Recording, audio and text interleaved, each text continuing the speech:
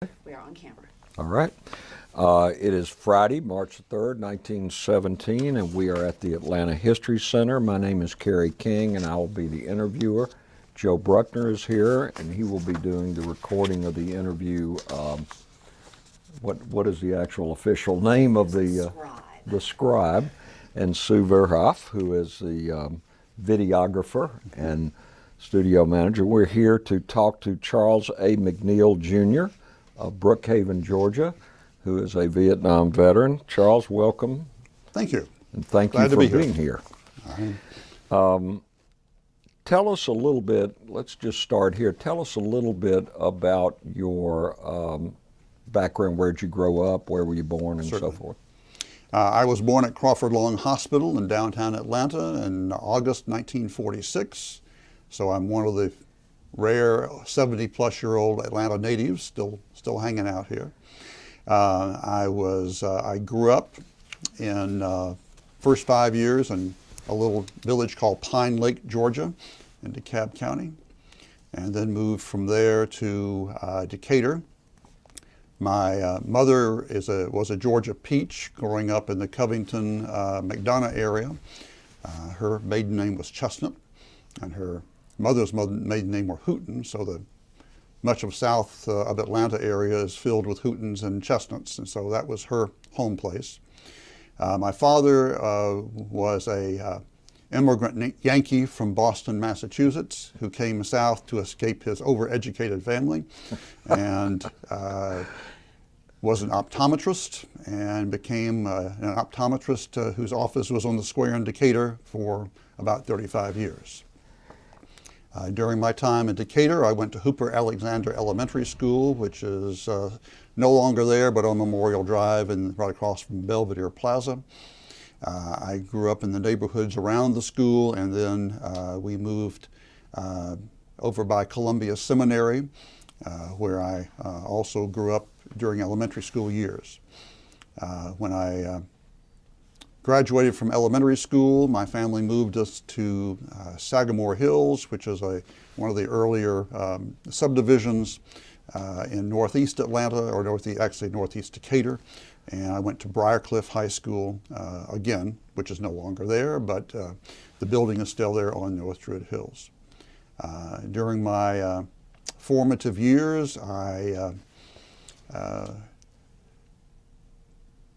grew up as a very normal kid. We had a great life of being open and free. We had little worries about danger. Atlanta back then was a very small city, hadn't become a metropolitan complex. I could ride the bus freely all over town at 12 years of age, and probably was outside more than ever inside. My brother was born 3 years after I was born, Don MacNeill. He is still also lives in Decatur, and he is a physician's assistant anesthetist at the Emory Spine Clinic now. He and I played Little League Baseball. We did everything boys typically do, and had a very wonderful family life. I graduated from Briarcliff High School, and my intent was to go to Dartmouth. Unfortunately, we did not have enough money and enough financial aid to go there, so interestingly, an aunt of mine who was a teacher in Miami had suggested a small school that was just opening in Florida called Florida Presbyterian College in St. Petersburg, Florida. It is now called Eckerd College. So as my backup, that was my only other school that I thought of going to, so I went to Florida Presbyterian. In September of my first year, which would be 1964, I met Gail Manning, who was also a freshman at Florida Presbyterian. Eventually we went together for 4 years, and in August of 1968 we were married back here in Decatur at Columbia Presbyterian Church. Excuse me, at Claremont Presbyterian Church. During the college years,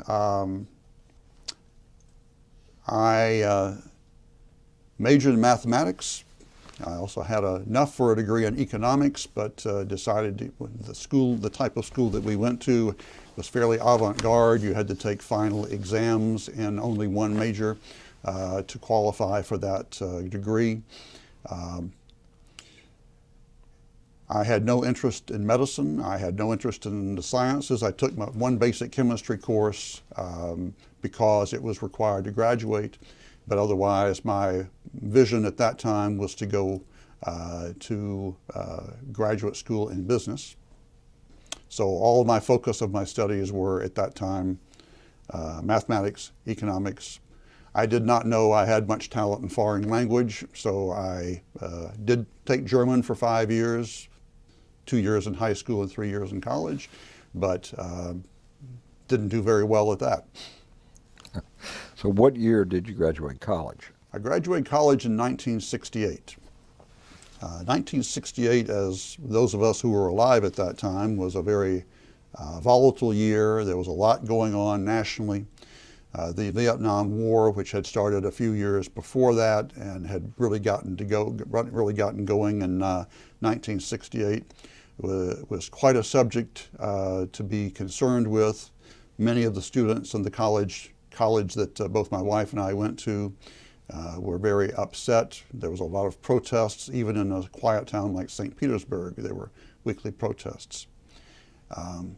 I was president of the Student Government Association of that school during my senior year, and did not feel it was appropriate for me to take much of an issue or a stand on anything. So, plus, I had been granted a Joseph Wharton Fellowship at Wharton School of Finance, University of Pennsylvania, and had been promised by the Decatur Draft Board that because it was such a great honor for Decatur that I'd be guaranteed that I would be at least going for my 2 years of graduate studies before considering the military. As a selective service enrollee, I was 1A, of course, or at least 2S when I was a student deferred. But as of 1968, all the deferments for graduate school and for marriage were done away with. At this point, were you married in 68? No, we were graduated from college in 1968, and our marriage was planned for August 17th, 1968. In July of 1968, I went to Philadelphia and did all the pre-matriculation courses at Wharton, did all the orientation, bought all my books, rented an apartment, a married apartment, came back, and we went to get our marriage license the week before our date of marriage, August 17th.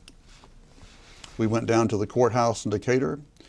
We came home with our marriage license, and my brother was in the driveway waving a piece of paper in his hand. And I said, "Donnie, what is that?" He said, and he had a smile on his face because he said, "It's your draft notice." Greetings. Greetings. So I came home from getting a marriage license with the understanding that we were having 2 more years to take our time and enjoy ourselves in Philadelphia in graduate school. And I had a draft notice. So immediately, my father, my parents, I got on the phone with the draft board, the friends of ours who made up the voluntary draft board in Decatur. And they said, "Oh, well, we thought we could promise that, but the only federal employee, I guess, is the secretary of the draft board. And she made the decision that all graduate deferments were now gone, and this was made this past week, and this is what you're getting." And just to set this for anybody that may be looking that may not historically be aware, 68 was the year that the troop population in Vietnam had escalated to about 500,000 people. That's correct, over 500,000, and it was also, there was no end to the escalation that we knew of. Recruitment had gone way down, obviously, because of the war going on and how intense it was becoming in the nightly news. So, and this was also pre-lottery. So you did not have the chance of getting a high number. This was before the lottery existed. And so a draft notice essentially was a notice that 12 to 18 weeks after your draft notice, you'd be on your way to Vietnam.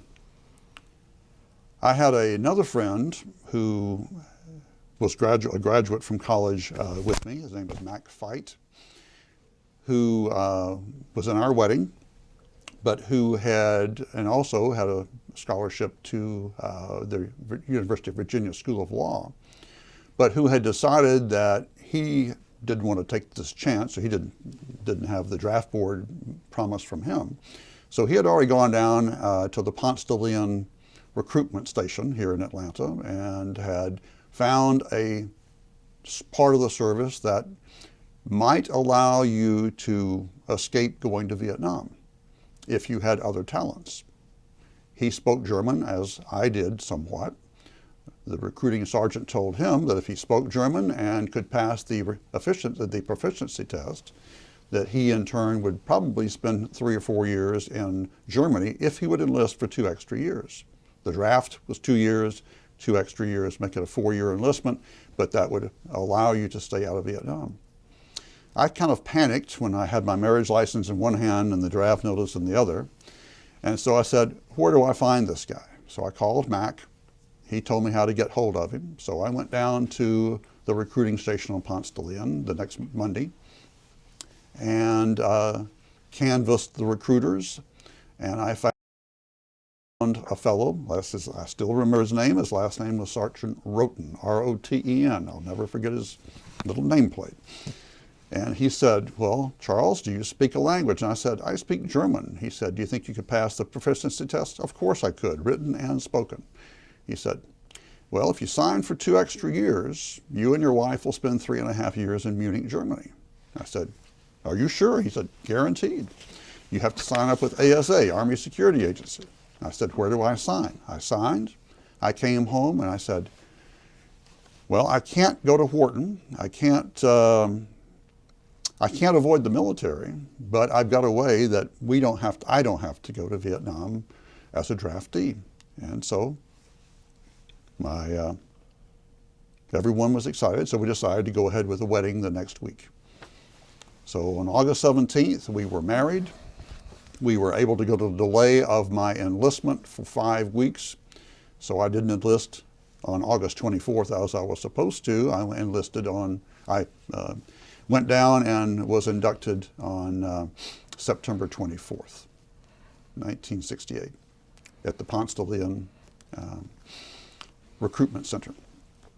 So I was immediately shipped to Fort Jackson, South Carolina that night by bus. I arrived in basic training at Fort Jackson in the middle of the night. They picked us up in a 3/4 ton truck with wooden benches on either side and hauled us out, dropped the tailgate and said, you're on your own, find some food. So we went to the cafeteria at 2 a.m. and there was some food left. And first time I'd been yelled at in years. And so, well, you'd only been married a few weeks. I'd only been married a few weeks.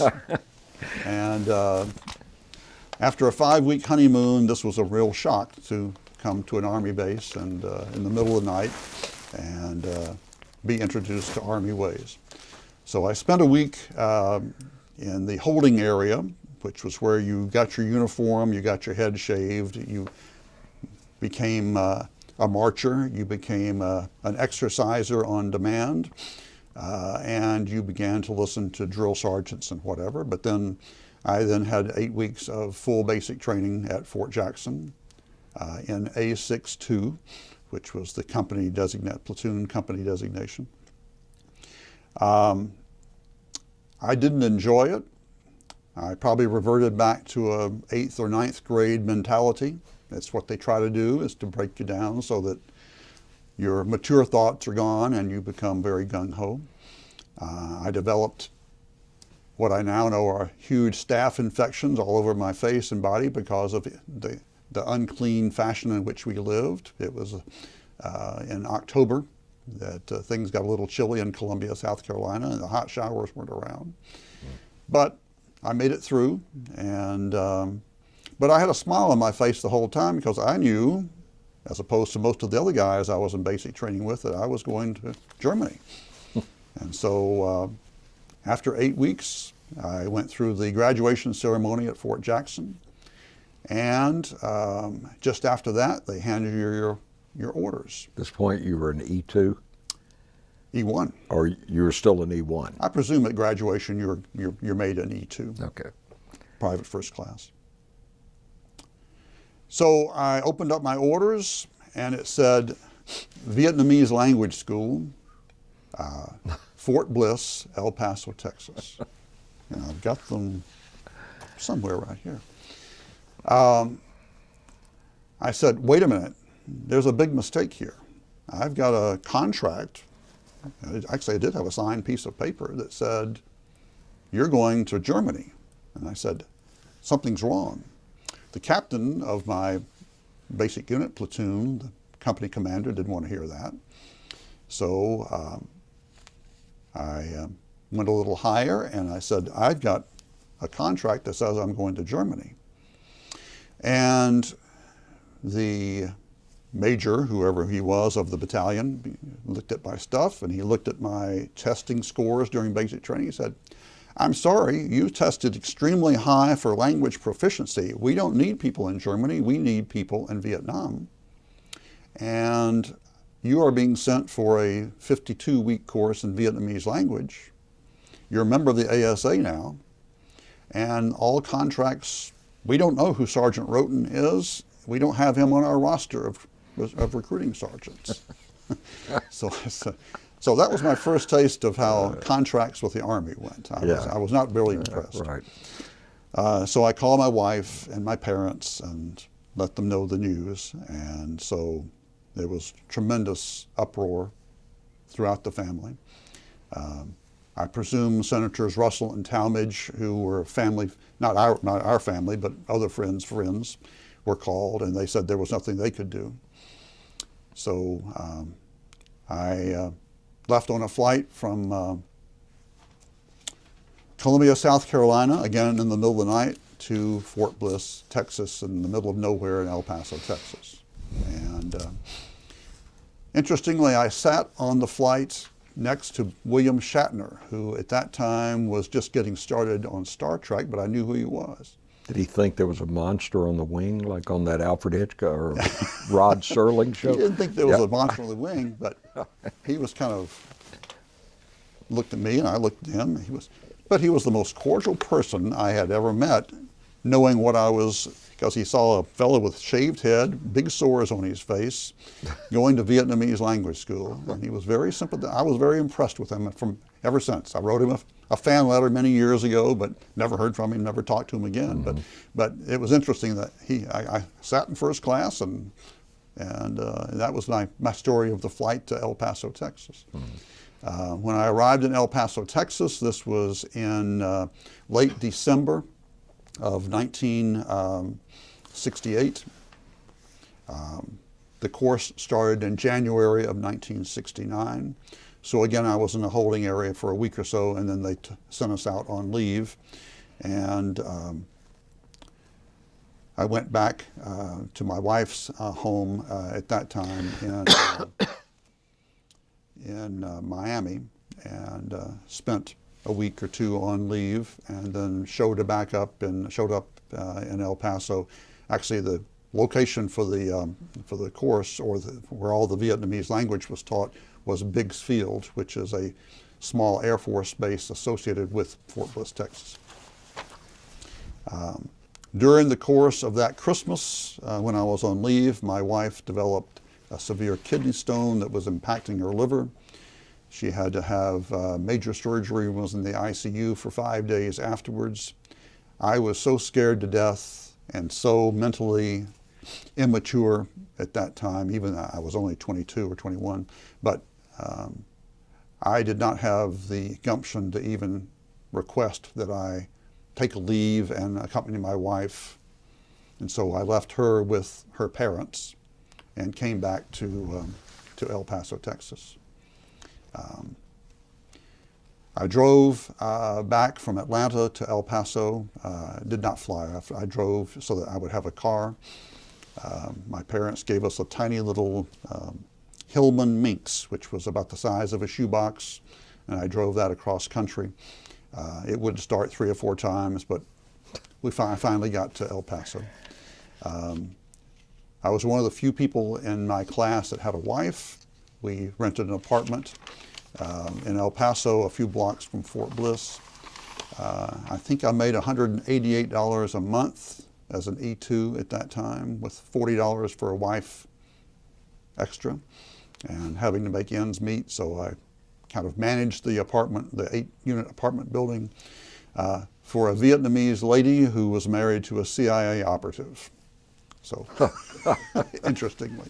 So she owned the apartment, I managed it for her, and then I began my Vietnamese language course. Vietnamese language was taught by a multitude of very beautiful single Vietnamese women, all in their 20s. Those who had boyfriends or husbands, their husbands and boyfriends were in the South Vietnamese Army, and so they were there. They were off limits, obviously, to the students. We were divided into classes of 10. This was Army Security Agency, part of the Defense Language Institute teaching us. So the ASA, the Army Security Agency groups were all separated from the other language students. It was like going back to college. It was taught in a verbal style, so before you ever saw the written word, you started doing it phonetically. It was intense. It was 8 to 10 hours a day, 5 to 6 days a week. We took no vacation. It was done, as I said, conversationally. You would get up and recite a conversation that you had memorized the night before with one of your compatriots. We became a very tight group of 30 individuals. Most of the folks were college or graduate school people who had opted for ASA to go other places than Vietnam. So my story was not unique. I was not the only one who had been told they would be going to Japan or Saudi Arabia or someplace else. That was not a unique story. We socialized during our downtime. It was a very interesting time because we were learning a lot. They also taught us a great deal about the history of Vietnam. We were given a handbook, the area handbook for South Vietnam, which was the official publishing book that was given to us as our text for learning about the culture. This is my flight ticket to come back from Vietnam. But that was our education, and it was an intense 52-week course. During we had language lab for 2 or 3 hours a day, which was with earphones and tapes. Our spoken word was quite criticized by the native Vietnamese speakers who were teaching us, so we became quite adept. We were taught the North Vietnamese language, which is the same written language as the South, but is spoken a bit differently. Pronunciation is a bit different. There's one fewer tones in the North. But we were obviously being taught the North because, as we figured out, we were going to be voice monitoring that language when we got to Vietnam. Did you do any prisoner interrogation training? No. No. No, this is, okay. ASA is signal intelligence. So we, and in fact, communications intelligence, which breaks it down into communications only. So comment or communications intelligence is what we are being trained for. Okay. So we were not engaged in interpersonal. This was all done either by voice intercept or by translation of documents. Okay. And then eventually code breaking. But the first 52 weeks in El Paso at Fort Bliss were all in the training of the language. So by the end of 52 weeks, you were supposed to reach a level of proficiency of 3 out of a native speaker level 5. We all did that. All 30 of the individuals made that mark. We had one drop out, but he dropped out because he was already a lawyer and decided that maybe if he were going to Vietnam, he would want to go to the Judge Advocate Corps instead of being an ASA. So Ford Deeth was his name. He became a very successful lawyer in New Orleans, but he was the only one to leave our group of the 30 that started. When we finished language school after the year in El Paso, then we were transferred to San Angelo, Texas, to Goodfellow Air Force Base. This is about 2 hours south of Dallas, Fort Worth. Goodfellow Air Force Base is where all the services go for radio intercept and for code breaking training. And so for 3 months in San Angelo, Texas, January, February, and March of 1969, that's where I spent my time learning how to set up antennas, learning how to monitor radios, learning how to break code. And these, again, were very primitive codes. These are tactical codes that are used on the battlefield by, in this case, the North Vietnamese and the Viet Cong. So many of them are either a version of Pig Latin, Pig Vietnamese, or they are a version of Morse code, and you break this out using a matrix, a 10 by 10 matrix that has each cell giving you a certain value. So you put a letter or a word or a phrase in each of those cells, and the messages are sent by Morse code. I was not taught Morse, I was taught voice. So when I got to Vietnam, we did have people who excelled and did only Morse code recognition and interception. But the 3 months at San Angelo, Texas were winter, but the weather was pleasant. We all enjoyed San Angelo. We, again, the 30 of us, and some had gotten married during the course of the year in Fort Bliss. So we had a very tight group, again, that continued on through this time. So now you were up to what year? So I am now in March of 1969 when we finish our schooling at Goodfellow Air Force Base. From there, we got our orders to go to Vietnam.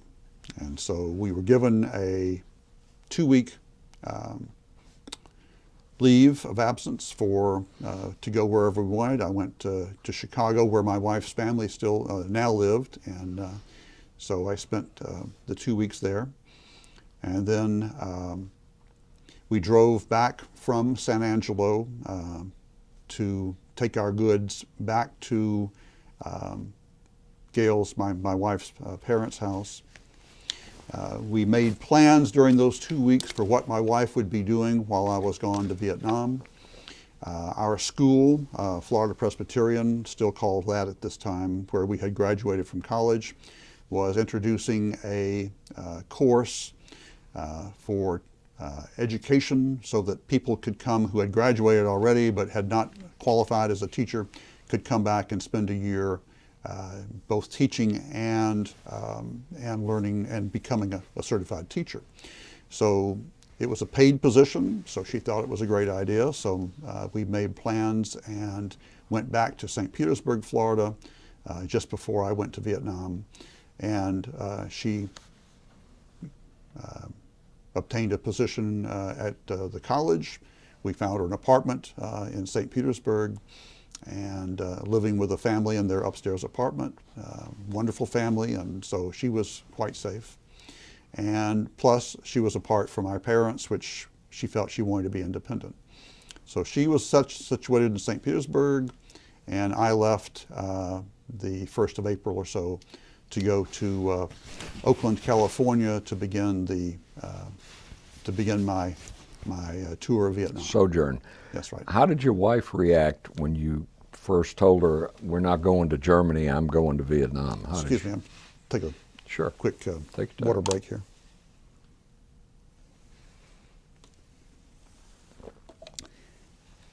My wife had just recovered from kidney stone surgery, had been in the ICU, had arrived in El Paso, Texas, about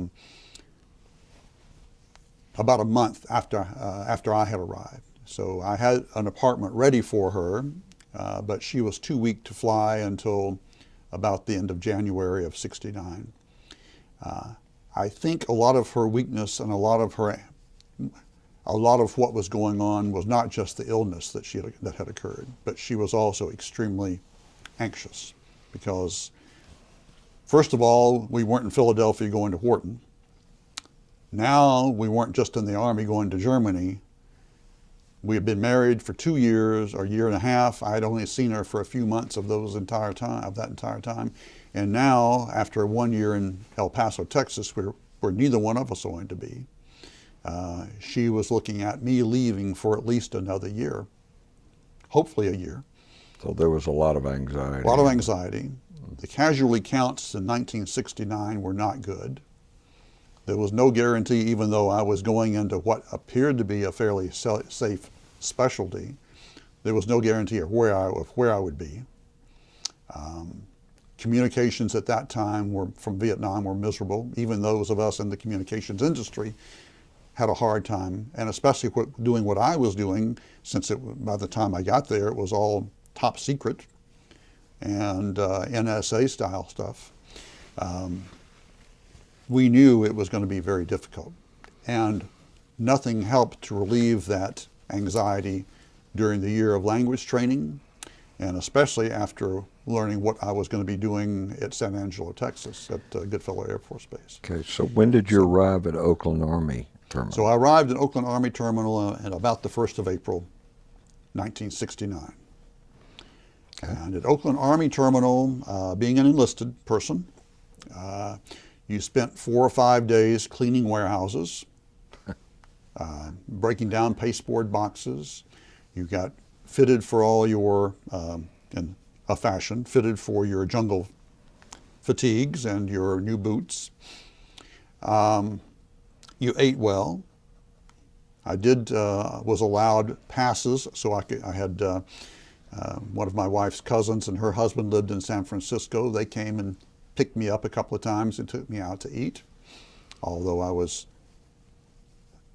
not appreciated by many of the folks in San Francisco because of my hair and my uniform. It was not pleasant at times, so we would go and get takeout and take it back to their apartment. And then after about 6 days in Oakland, we were getting ready to go to Travis Air Force Base to take off to go to Vietnam. Where I stayed in Oakland was a huge dormitory. It was like a warehouse. There were beds stacked 2 to 3 high with little lockers for your belongings. You had your duffel bag, you had all that in your locker. I don't remember ever getting anything stolen, so I guess everyone was pretty much in the same predicament. There were pool tables. There was a basketball court inside. There were ping pong tables. There were board games that you could play to pass the time. Most of the time was spent doing warehouse type work, sweeping, things like that.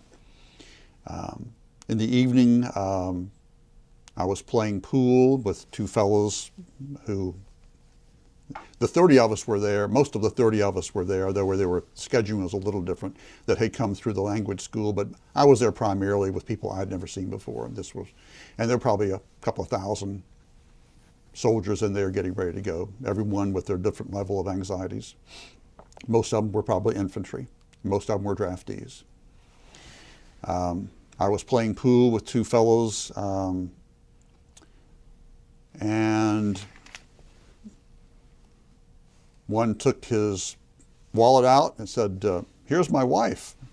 Look at her picture." And the other fellow looked at her and he said, "Yeah, she is gorgeous." And he was very proud and said, "Yes, he is." And the second guy says, "Listen, man, can you give me your name? If your shit gets blown away, do you mind if I give her a call?" And I'll never forget that. I'm laughing now, but I'll never forget at that. the time, we knew what that meant. Where am I? Yeah. What am I doing here? That's a constant reminder, isn't it? It was. Yeah. So I put up with the Oakland experience, which wasn't fun, but and we got on a World Airlines plane, which was I presume a 707, something, one of the older jets. And we had three abreast. I sat next to one of my language mates, Bill Davis. And the next 14 hours, well, actually, we took a flight from Travis to Anchorage, Alaska. We got out to walk around in Anchorage for 3 or 4 hours. Got back on the plane. We went to Tokyo, or the airport just outside of Tokyo, the Air Force Base there. And then from Tokyo, we flew, they put us on smaller planes, and those of us who were going to Saigon, to Tan Son Nhut Air Force Base, were on a smaller jet. So it probably was all told about a 30-hour flight. We arrived in Tan Son Nhut in Saigon in the middle of the day. As we landed, I turned to Bill Davis and I said, "Bill, this is probably the lowest point in my life." And but we touched ground. When they opened the door of the plane, the blast of hot, humid air was nothing you have ever felt. I grew up in the South. Actually, I have felt it. I worked in on my family, on my uncle's farm in Covington, Georgia, in the middle of July, but I had not felt anything like this. And so they marched us across the tarmac. Was there anything else you observed at that beside the blast of hot air? Was it the smell? And what did you? The smell of fuel oil burning, which you come to realize later on is the ever-present smell of human waste material being burned, because that's the only way we had to get rid of it. And there's always in areas that are populated with soldiers, there was always a black haze on the horizon, and that's what that was. Circling in the sky if the pressure were high and covering the landscape. The smell of burning rubber, the smell of the asphalt cooking. It's the smell. That and the feeling of the heat and the humidity. The noise was impressive. Even then, the airport was packed, as were everyone in a little three-wheeled vehicle running around trying to get your luggage out, or your duffel bags out. We picked up our duffels and we walked across to the terminal. And then we were loaded onto buses to take us to Long Binh, which was the first location where they would give us a place to sleep after our flight and to feed us. Long Binh was probably an hour and a half bus ride. I don't know how long it was because it was extremely a lot of traffic and very crowded. But the buses were pleasant. They were windows down both sides so you could see everything. I had had some experience living in El Paso for a year. We went to Juarez as often as we could, Juarez, Mexico. So I had a little experience with third world countries, but that was the extent of it. And so I was amazed at the level of poverty that we saw on the road to Long Binh, the corrugated tin, the ramshackle houses, the dogs and chickens everywhere. It was, and noise, and smell, and the heat. But this was Vietnam. This was the southern part of South Vietnam. We got to the place to stay. It was a bunker, probably housed about 15 to 20 people. An individual cot was set up about a foot or two from the next one on a concrete floor. Rats were everywhere, but that's where you stayed. And so as ASA, we were separated again. Those of us who were in my classes, and other ASA types were in these bunkers. I don't know where the other folks that I had come in with went, but this is where we were. And so we stayed in Long Binh, and we went from Long Binh on a daily basis to Davis Station. Davis Station was the ASA headquarters in Saigon, named for James Davis, the first combat soldier to die in Vietnam, in the Vietnam conflict. I believe it was 1962. He was an ASA member. He was blown up, and so in his namesake came Davis Station, which was the first ASA and the biggest of all the ASA stations. That was the headquarters. It was either 513th or 519th ASA Battalion, which is the overseer of all Army Security Agency operations in Vietnam. Now, interestingly, once you get to Vietnam, it's not called ASA anymore, though, because ASA, the Army Security Agency, which is signal intelligence, is theoretically, at least my understanding, was not allowed in the Geneva Convention in country. In other words, you are not allowed to monitor radio communications within a country, within its own borders. And so to get around that, they renamed it Radio Research.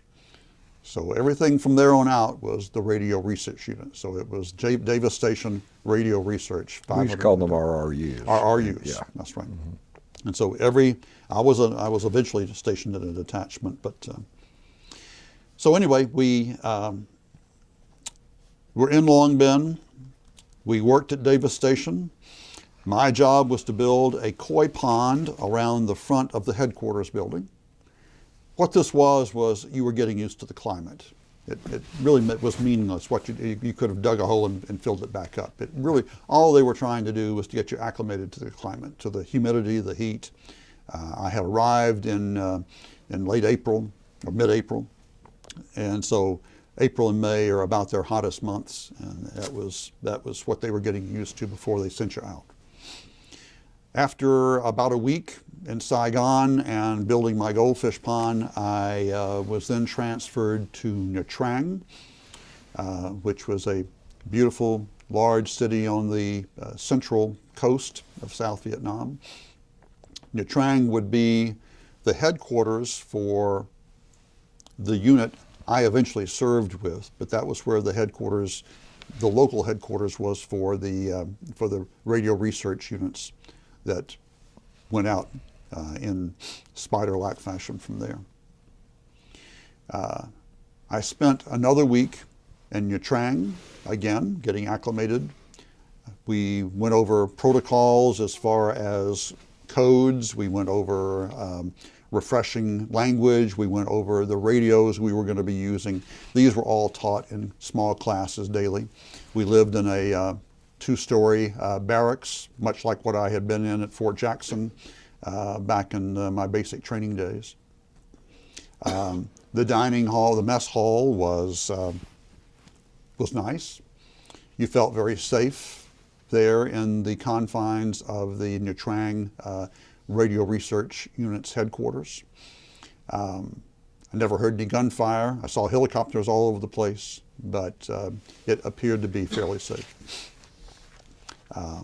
I was there in Utrang for about 5 days. I was there with probably 20 of the 30 other fellows that I had gone through school with at Fort Bliss. About the fifth or sixth day, the orders for your final destination came forward. I was walking with one of my friends, talking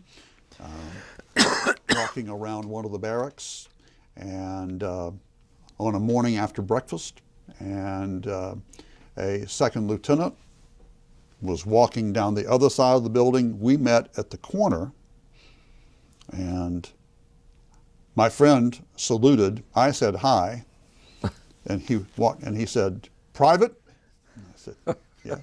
"What's your name?" And I said, "Charles MacNeill." He said, "Okay, thank you." He walked off.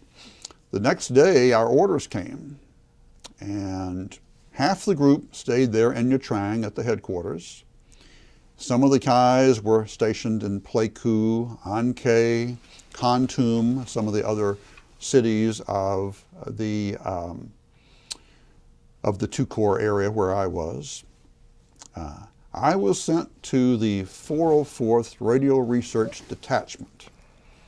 a very low esteemed, low echelon, outback type of facility who had never seen a linguist before, stationed with the 173rd Airborne Brigade in probably the most primitive of the surroundings of any of the group. Now, I don't know if my lack of saluting that second lieutenant had anything to do with it, but I was the only one of my group that got this kind of experience. I would doubt it. Second lieutenants don't have a lot of power. Maybe not. Yeah. Maybe not. But it was so ironic that. But perhaps. That was my. I always thought that. I was paranoid at that time. Anyway, but as it turns out, it probably was one of the best places I could have been sent, because number one, they didn't know what I had to do. They didn't know how I did it. They didn't know what I was supposed to do. I spent the first few weeks on the guard station for the secure compound where we had all our radio equipment. It was air conditioned. The food was excellent. And though it was primitive, we lived in what were called hooches, 8 men on 4 bunk beds, with sandbags around the lower perimeter, screens, and then corrugated tin on top, lined up. There were 8 hooches for 8 people, so the maximum at that detachment were 64. They probably were about 40 guys there when I got there. We were attached to the 173rd Airborne Brigade. It had only been a recent move from in this town of Bong Sun, which was a small village on the Somme River. Very beautiful, tropical location, except for the red dirt where all the Americans were, which was always in the air, it seemed to be, from the helicopters. But I was stationed at Landing Zone English, which was an extremely large, very central landing zone, which was the helicopter headquarters for the 173rd Airborne. So the air traffic was incredible, the dust was incredible, but the living facilities were not too bad. And at least early on, they didn't know what I was supposed to do at the 404th, so I stood guard and had a pretty easy go of it. We were in a period of pacification. In other words, there were very few missions going out from the 173rd to stir up the populace. So everything was pretty quiet for the first month. This was in 1970 This now? is April, this was April 1970. Okay. Right. And is that when you first reported to the 404th? To the 404th. Okay, please continue. All right. Sorry.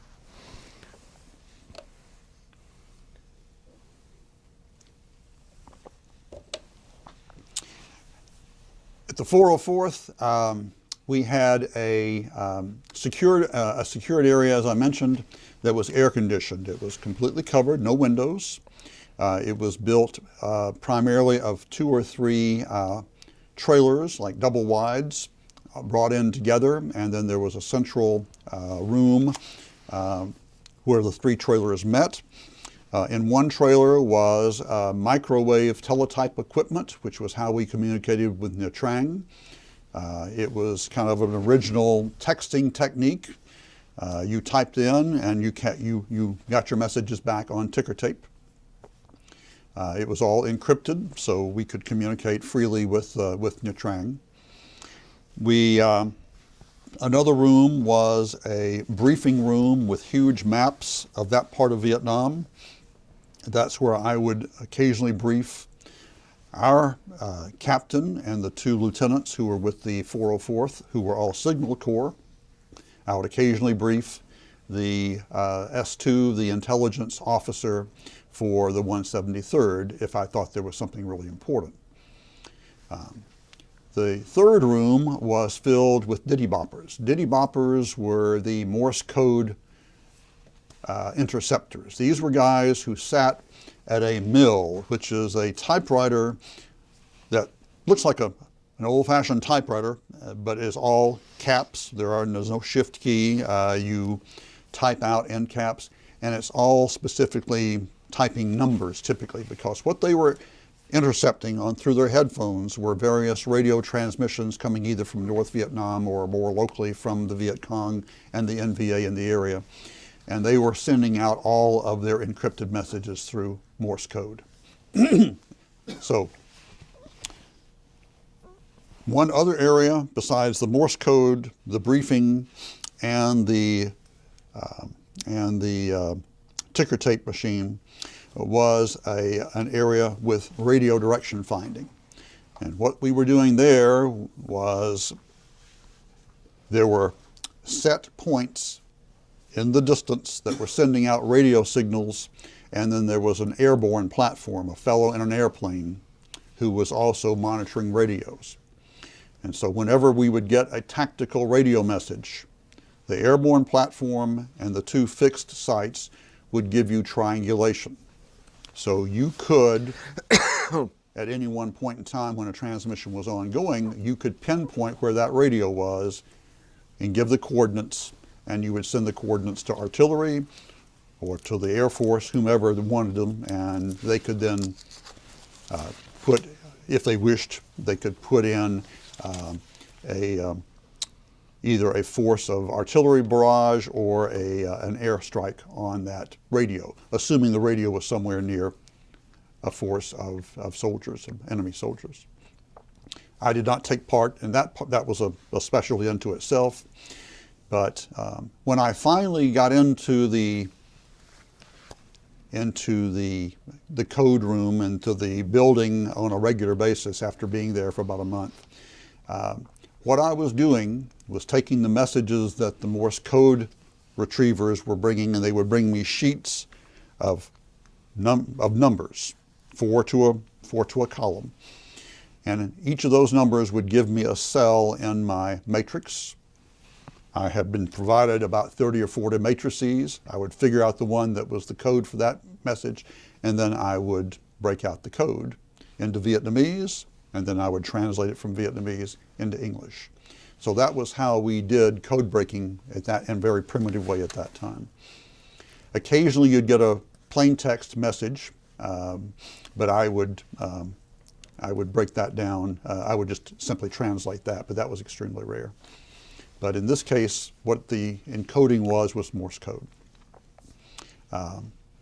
I did that for about 2 months until other linguists started to arrive. The 173rd saw the value in what I was doing. The reports I was bringing to them would give them locations of machine gun nests, troop movements. We called them rice messages, where the Viet Cong were going to pick up their tax of rice, that type of thing. The taxes on the people were typically with rice. And so that way the 173rd could plan their movements of troops, either to avoid these folks or to intercept. And so once we got 2 or 3 other linguists in the building with me, then because I was the most senior, they started to send me out to hilltops. And this, for about 6 months, was the scariest part of my visit, because now I was leaving the safe confines of the 173rd Airborne and air-conditioned space, and I started living on hilltops in the surrounding area, typically a week to 2 weeks at a time. Mostly I would go out for a week and come back for a week and transfer with another fellow who was doing the same thing. His name was Alex Bothwell. And so Alex and I would flip-flop. We would go and spend a week or two with our antenna, with our radios. Sometimes I would go with a mobile unit, which was essentially a camper, kind of a camper-sized steel drum with a few windows and a couple of holes drilled and a door. And it could be dropped in by helicopter. And within it were a tape recorder and 3 or 4 radios. And I would go in there. I typically wanted to do it at night because in the sun, it was like a sweat box. It was not air conditioned. It was poor ventilation, but you'd go in there for an hour and then come back out and try to recover. But that was either that or I was in a pillbox, a sandbag, and a corrugated tin observatory box at the top of a hill, on the top of a mountain. And I would have my radios and antennas up, and I would be listening for tactical messages. Well, these 292 antennas, or? I'd use one ground plane antenna. Occasionally I'd use a whip antenna. I used two types of radios. One was called a PRC-25, which was essentially a CB radio, the reason for the CB craze after the Vietnam War. Then I would also use a V100, which had a rotating dial. That was more of an FM type radio, and that was where you used your ground plane antenna. Ground plane antennas they looked like a series of umbrellas without the covering, just the spires coming down. Looked like a big Christmas tree. You tried to camouflage as best you could, looked kind of auspicious on top of a hill, but that was the antenna I would set up. Were the units there with you on top of the hill? The units, typically I was with 6 to 10 other guys. Now, my job at this time also shifted in that I became a teacher.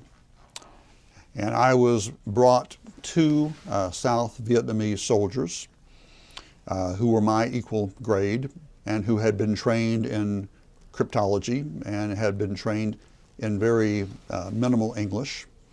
But my job was to teach them what I did, so that when we had hopefully the upcoming transfer from American to South Vietnamese, these two fellows would be the seeds which would grow the security unit for the Vietnamese. And so the two fellows I was sent were Sergeant Hien on the left and Sergeant Hung, Hien, Hung. And these became my fast friends. These were the fellows I spent 6 months with.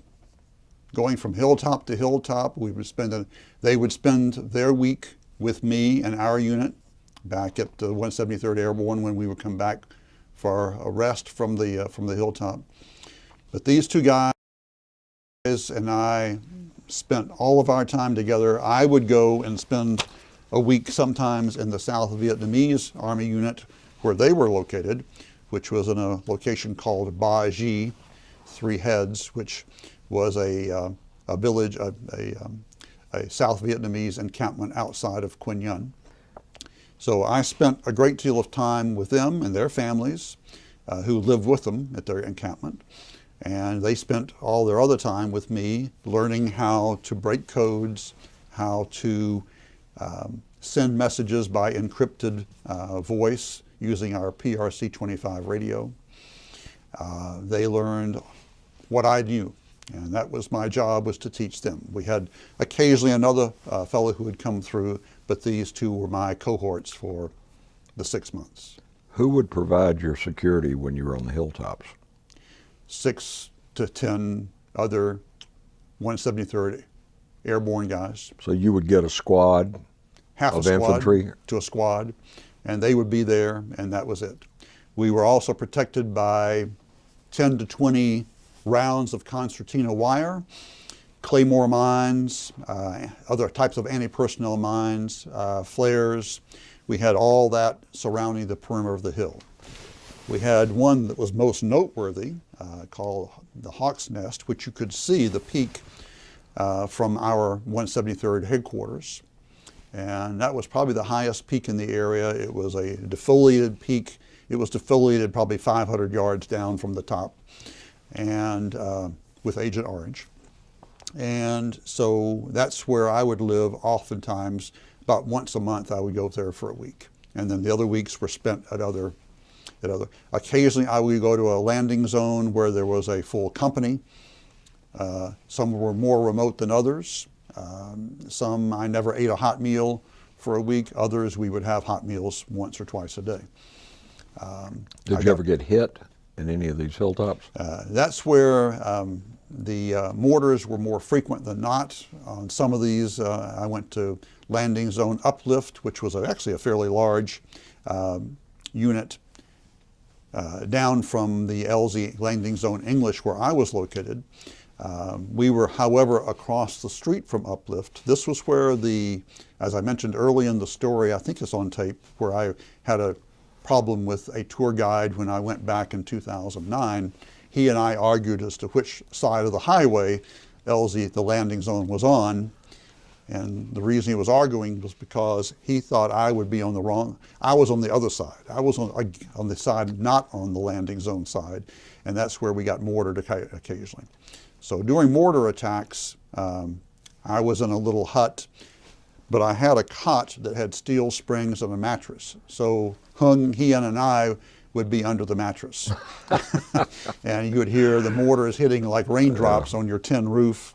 And we never got, I got a number of blasts that were close enough to hurt my ears. If you're familiar with the comedian Lewis Black, I heard him say one time that when he realized that authority figures couldn't be trusted is when he was in the 6th grade and somebody was telling them to prepare for a nuclear attack, they should get under their desk. And he said he looked up and there was a 1/4 inch, you know how a school desk is, and he said he realized at that point he could no longer trust authorities. I don't think a mattress would help. A mattress and steel springs weren't going to do much, but to me it was better than standing outdoors. So anyway, we had flak jackets and all that, but it was still, you took cover as quickly, because these mortar attacks would come in. I mean, you'd hear a few whistles and boom, and most of the attacks were on the full landing zone across the highway. But occasionally they would come and hit my antenna. But that was as close as I came with mortar attacks there. Now, as the time wore on and I spent my about 6 months going from hilltop to hilltop, I came back because the last month I was in the field, meaning about December, January, something like that, of 70. I intercepted about a 6-page encoded message.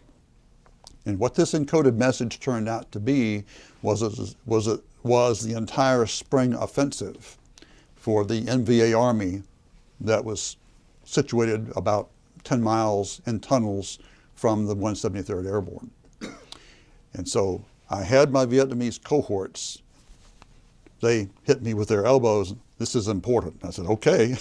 So it filled up 2 to 3 reels on my tape recorder. It was encoded in what, as I mentioned before, it was kind of like pig Vietnamese. It was, my fellows could understand it a little bit, but then we broke it out in written form. And what they were doing were taking the first syllable of the word and transposing it to the last syllable of the next word. So it was gibberish. It sounded like Vietnamese, but it was gibberish. But when you wrote it out and then transposed it, it came out as plain text Vietnamese. And this was the spring offensive for the NVA group. The fellow's name, the division commander's name was Sun, S-O-N, because he always signed his messages, and I had intercepted many from Sun over the months. But this one was huge. And so I took it back. It was too big to transport. I couldn't send it wirelessly or by voice. So I took it back and broke it out and interpreted it at my office there at the 173rd headquarters, and submitted it to Major Warren Wells, who was the S2 man for the 173rd. And I thought, this is very important. So as it turns out, it won a medal for the 173rd Airborne Brigade, a Vietnamese medal. It was kind of like the French Cross de Guerre. Gallantry Cross? It was a Gallantry Cross, I guess. It's a very unique medal. I think the 173rd was only one to find it. The Gallantry Cross with Palm, I think That's what it's called. Right. And I was given a Bronze Star by the Vietnamese group to which these two guys, I mean, it wasn't a real Bronze Star. It doesn't show up on my DD form. I got a Bronze Star myself for other things. But this was a Bronze Star that I received from the Vietnamese Army. But I thought that was pretty cool. Very cool. And I have a picture of the Vietnamese major pinning it on me. So with Hung and Hien, I couldn't find it for today, but I have their pictures with me. But it was an interesting. That was toward the end of my tour, and they were also, I think, awarding me for having taught these fellows for the 6 months I was with them. During my time, the last 3 months in Vietnam, which would be February, March, end of January, February, March, and early April of 1971, I was brought back, and especially after this translation, I was brought back to the headquarters to be the only person doing all the translations at that time, with the other 5 guys still out in the field. But what that meant was I had to courier. I had to be the guy that would go pick up any traffic, any real radio traffic that they would receive. And so every afternoon, probably 5 to 6 days a week, I would get in the helicopter with the warrant officer pilot, and he and I would fly from hilltop to hilltop, and I would pick up the written or the transcribed traffic that these guys had received, and then I would take it back to the headquarters, and that was how I would spend my evening, would be translating, breaking the code, transcribing it, and then translating it from Vietnamese into English. A few times we would get something extremely important, very, very noteworthy as far as troop movement, and it would be and what I would then do is file what's called a tactical report, a TAC rep, and a couple of them I would have to get in my Jeep and wheel down to the major wells, because this was really hot and it would affect where our guys were in position. I knew where they were because we had the map in the back room, and I would check my coordinates with the machine gun nest, with the troop movements, and I would run down, and because we didn't have secure telephone, I would run down and tell him what I was what had come to pass. During those courier flights, I did get shot. We took fire again over LZ Uplift, this kind of unlucky place for me, I guess. But it was, we were able to land safely, but we kind of rotored down after having the tail hit. And on one other occasion, we got a few pops through the windshield of this Cheyenne helicopter. But we just kept on going there. We just got a little higher. But those were the only 2 times I felt I was at risk, at high risk. I mean, I'm sure I was at risk, but that was at only 23 years old. That's what I considered risk. But otherwise, I was pretty much unscathed from my experience there.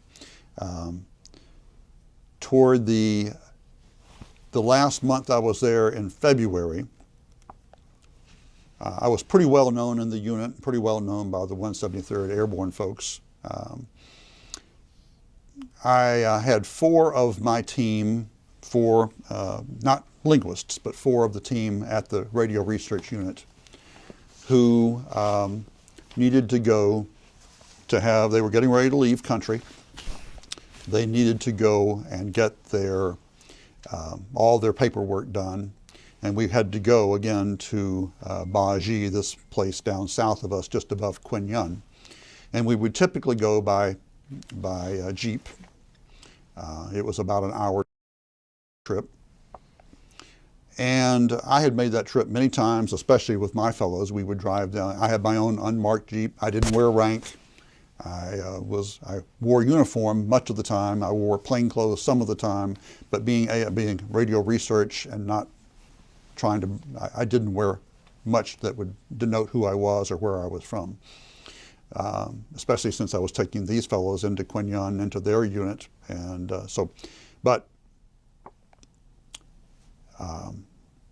my point was,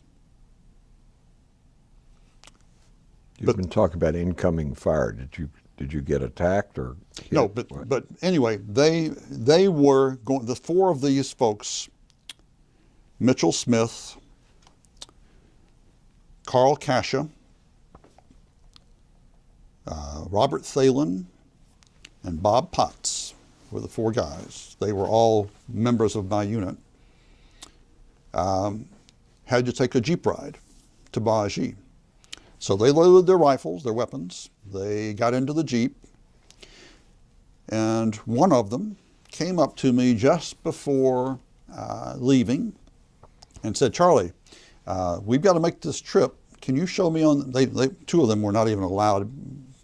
Two were ditty boppers, and the other two were maintenance guys. They were not even allowed in the room where I had the maps with all the code stuff and the positions. And he said, "Would you tell us if there's any problem and where the problem spots are?" So I said, "Oh, I know where you're going." So I went back and I said, "Well, on the highway you got no problem. About 3 or 4 clicks off toward the coast, there is a small group right now with a machine gun, and we've known about them for 3 or 4 days. I presume they're still there." So, okay. So they leave about 10 or 11 o'clock in the morning. We would expect them to be back by 4 o'clock in the afternoon, making their trip, spending an hour or two at the financial offices and getting all their stuff together. And all of a sudden, we had a helicopter circling overhead, and a general gets out, comes to the Captain Buford Tootin of my unit, and motions for him to come over. And the captain's face goes white. It's just amazing. And the 4 guys decided to take a detour, going to the financial offices, heading right where I had told them was a hot area. I guess they wanted to get into I don't know what. But they had come over a rise of a hill, and a B-40 rocket had pulverized all 4 of them, and the Jeep. RPG. Yeah. And just for those who don't know, a click is a kilometer. So right. You were So about 1.5 miles, 2 miles from the main highway. So you lost all 4 of them? So all 4. These were the first 4, not only deaths, these were the first 4 injuries of anybody I knew in my unit. But these 4 guys, they're all in the Vietnam War Memorial Wall. There was one special guy, Carl Kasha, of the 4 that I mentioned. And the reason he's special is because he was the supply sergeant for our unit. And one of the jobs that I did when I wasn't doing what I was designed to do, I wasn't code breaking, was that a New Zealand missionary team had set up a hospital for the indigent population in Bong Son, in this little village. And they were military, but they were all medical personnel who spoke no Vietnamese. And so setting up a hospital in Vietnam, in central Vietnam at this time, if you didn't speak Vietnamese and you had an interpreter, you didn't know what political party this interpreter belonged to, and you didn't know really what the patient was complaining of, unless it was very obvious if it was a wound, but if you had a health issue. So Carl Kasha got to know this New Zealand group very well because he would be the supply guy. He would come and bring them stuff out of what we had left over. And so Carl took me over one day and I met them. And so I started, on occasion, I only did it 3 or 4 times, but on occasion I would go over and make rounds with these physicians in the hospital and interpret for them because they figured they could trust me. Sure. And so that was my first introduction to anything medical. This is different. This is not business school. This isn't the Army. This is something different. But that is where I got my first introduction to something a little medical. And so when Carl died, that was really devastating. Later on in February, I think it was, or 1st of March, the only fellow in my group that had come from the language school, Richard Hentz, was killed shot down over the demilitarized zone. He was doing what I was doing, but he was doing it from an air platform, from a plane, and that had been his job all along. So he was shot down. He was killed, but that was the only casualty that we took that I'm aware of the 30 of us, 29 of us that finally graduated. But that was. But other than Richard, Dick Hintz, and the four those were the only people I knew that. All five of those people graduated with you from none of the ones of the four that were from my unit they were not linguists. They were all four who I had met there in Vietnam. But you worked with them ASA. at the 404th? They were all 404th. Again, it was a very small.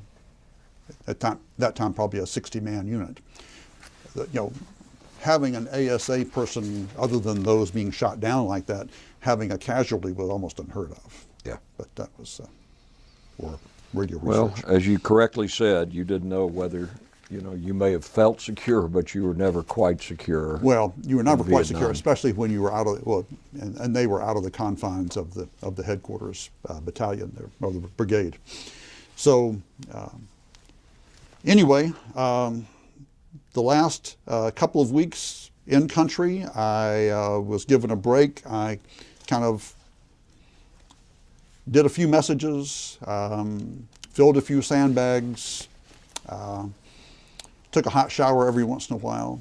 And I would get to go to Phuket Air Base, which is now as I found out when I landed in Da Nang, in Da Nang, it is the airport now for Da Nang area.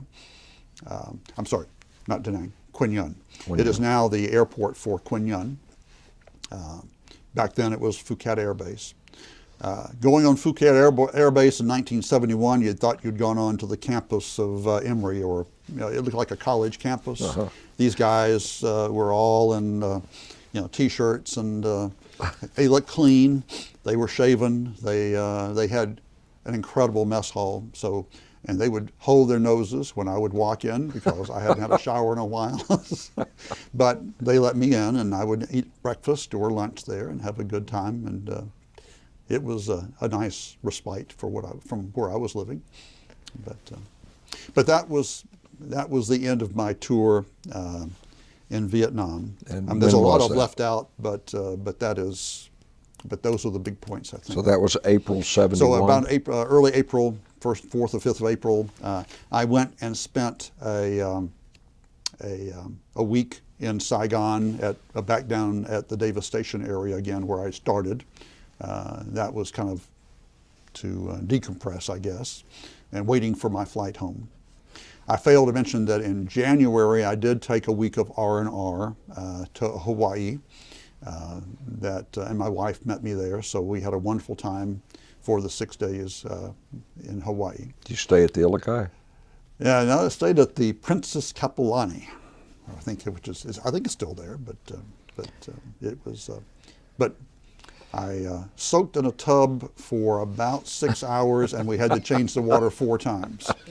I had an incredible tan when I got to Hawaii. Within 6 hours, it was all gone because it was all red clay. Red clay. I knew you were going to say that. Yeah. It took me 3 months after I came home to get it out of my system. Yes. My parents thought I had liver disease, that I jaundiced. It would look like that. It did. As it started to go from red to a little bit yellowish, you looked awfully jaundiced. In the 1st Infantry Division, we called it laterite. And I don't know why, I don't even know what that means, but that's what we call the red clay. It was also, Vietnam was because we were on a landing zone, and we had helicopter pads within 100 yards of where I'm sitting right now. And they were Chinooks, the big double-rotored ones. There were Hueys, and then the ones I was on all the time, the Cheyennes, and occasionally a Loach. They would all land there, and it was 24 hours a day. And so you had a sheet on your cot, but you learned very quickly there were 2 sides to every sheet, because you would lie on it until it got red, and then you'd turn it over. And so that and my camo, my poncho cover, that's what, sometimes you bring the sheet over your face. Can we take 1 second? Can we go off for a second? On camera. Okay. You mentioned earlier that you had exposure in some of the hilltops and some of the other areas where you were in Vietnam to Agent Orange. And a lot of veterans, and of course the VA, Agent Orange is presumptive for a variety of cancers that for a while they denied it and now they've admitted it. So can you tell us anything about Agent Orange and your personal experiences with it? Well, Agent Orange was used fairly extensively in Tu Corps, and especially in the area from Utrang north to Bong Son and maybe even further north because of how heavy the foliage was in that area. And leaving the town, the village in which LZ English was placed, Landing Zone English, which is where the 173rd Airborne Brigade was headquartered.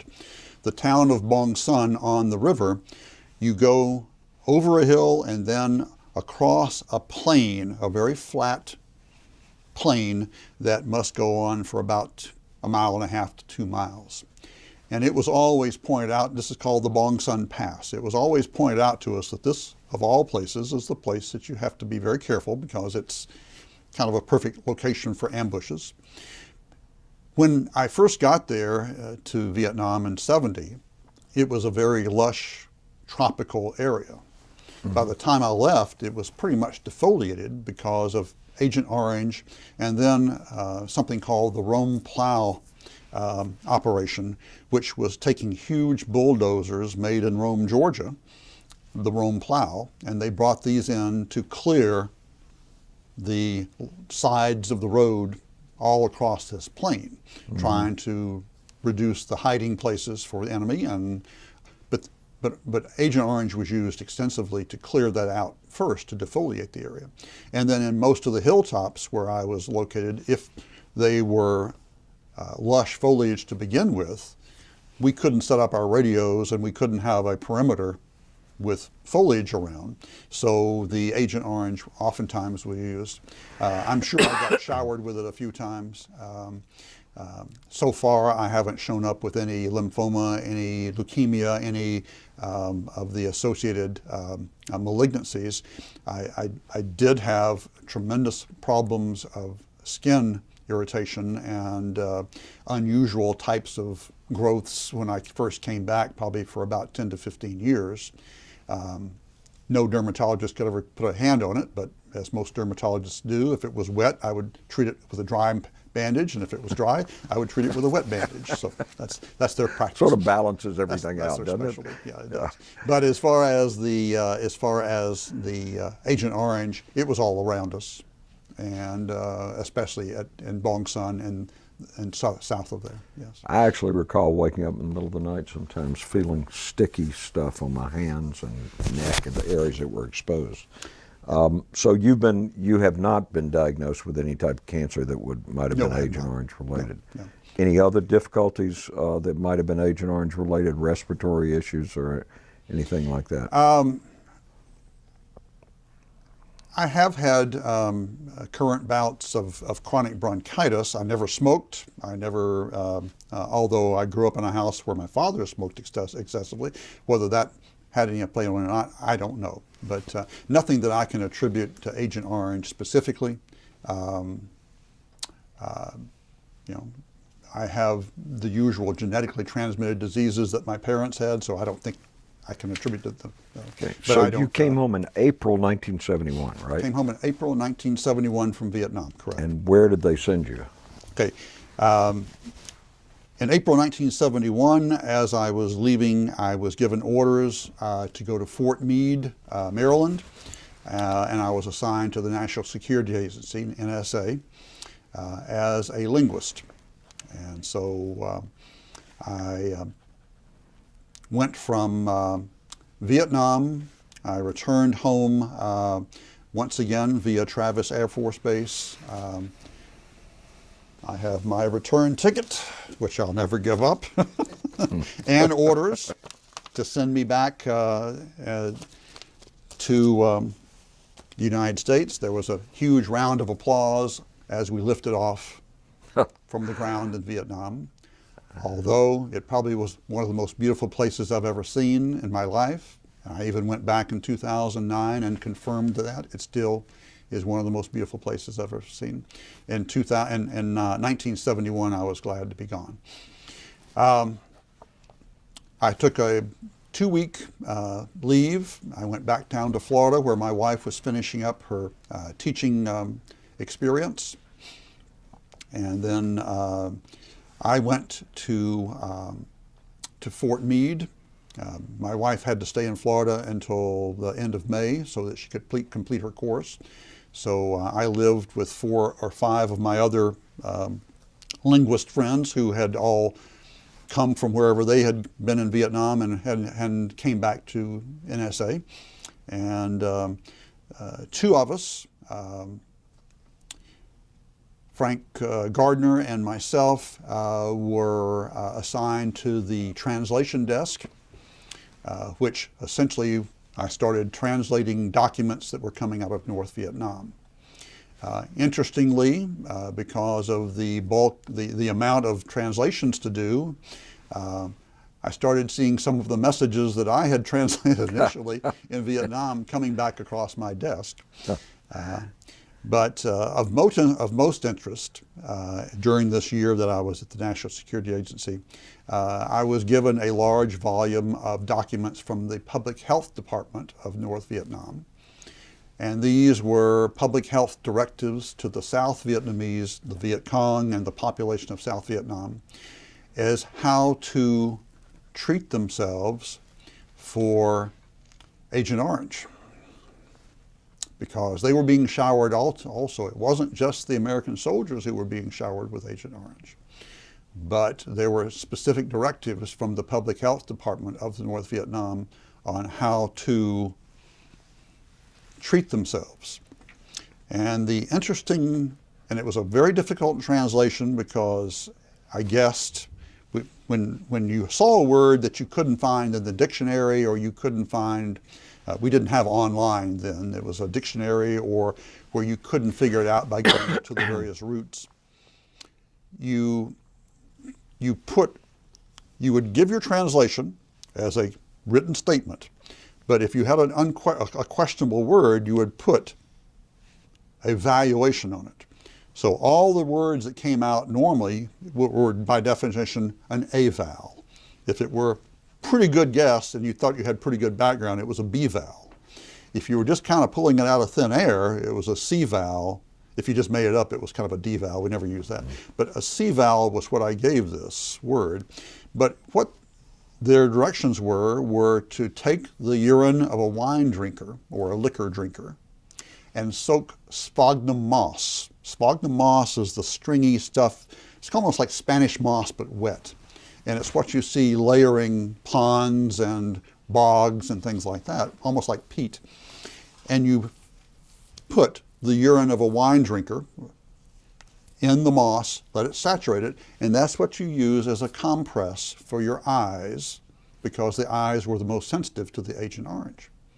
So that's what I came across in my translations at the NSA.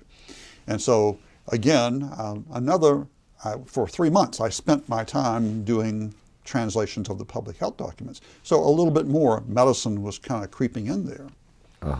And so during that year, it was actually a good year to have after coming back from Vietnam, because as my wife would tell you, I spoke almost nothing for a year. I spoke to friends or people that spoke to me, but I am not usually a real shy person, and I'm not really someone who is that quiet. But I rarely ever spoke a word coming back.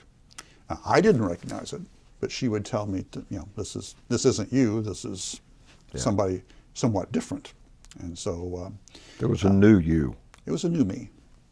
But we did speak enough to have discussions of what we were going to do with the future. I contacted, during the time I was at NSA, I contacted Wharton, and they said, yes, your fellowship, which is a full fellowship, a Joseph Wharton Fellow, still is an option if you wish to come, and we'll grant that to you. But I didn't want to go back because I had gotten very tired in the Army of the chain of command. I didn't like officers. What rank were you, by the way, at that point? I was by then E5. E5, okay. A specialist, Spec 5. Okay. I had colonels when I was in at the 173rd. I had probably on 3 occasions colonels in either Signal Corps or other division, other types of specialties coming to me and asking me to continue to enlist and become an officer to do what I was doing. But I said, I don't think so. That's not I can do it myself, but I can't tell someone else to do something that is that dangerous. Okay. So I refused. So, but the year at NSA was very helpful because it gave me time to think, gave my wife and I time to think, our families time to think of what to do when I got out. And so about halfway through that year, or actually 9 months at NSA, I made the decision that I thought I would try to go to medical school. Unfortunately, I had forgotten to take any science courses in college. And so I started trying to figure out how we were going to do this, because medical schools don't like you coming out as a math and economics major. So so toward the end of my tour, and while we were in Maryland, I would take a vacation home, and I started talking to folks I went to Emory first. I said, I'm a native Georgian. What do I have to do to go to medical school? And they said, well, you have to take all these pre-med courses. And he gave me a list like this. And I said, how quickly can I do them? He said, well, you can do them as quickly as you can schedule them, but it's probably going to be a couple of years.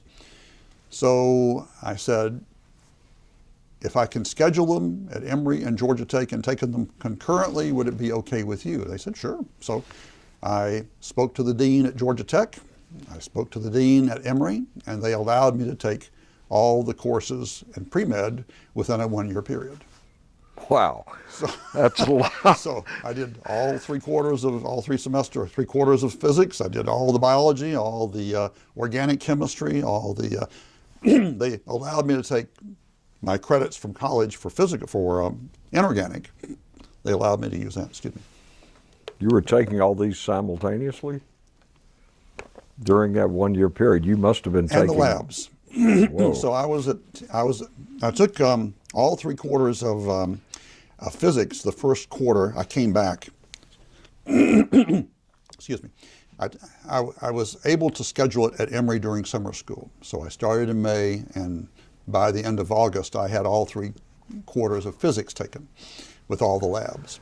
And then starting in September at Tech, I did all the other prerequisites. And they allowed me to do it. I mean, said, because I would go from one lab to another, and they would have a lab attendant doing it for me. They were very, very nice to work with. So at Tech, you had to do in the same quarter, both inorganic and organic chemistry in the same quarter? I had already done inorganic, so I had to do organic, I had to do biology, I had to do physiology, I had to do anatomy, I had to do embryology, I had to do, and back then, there was one other that I had to take, that I had to use, but I had to do all those and the labs.